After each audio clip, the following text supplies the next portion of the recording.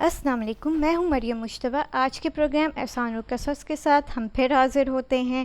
آج کا ہمارا واقعہ ہے امام جعفر صادق علیہ السلام کے اصحاب کا۔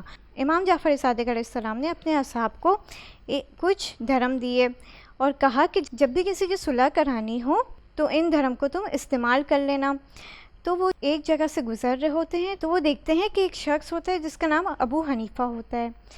وہ اپنے داماد کے ساتھ جھگڑا کر رہا ہوتا ہے، تو وہ اس سے کہتے ہیں کہ تم لوگ جھگڑو نہیں، یہ کچھ دھرم تم لوگ رکھ لو اور ایک دوسرے کے بیچ میں صلح کر لو۔ تو وہ جو ہے نا ایک دوسرے کے بیچ میں صلح کر لیتے ہیں اور ان دھرم کو اپنے پاس رکھ لیتے ہیں۔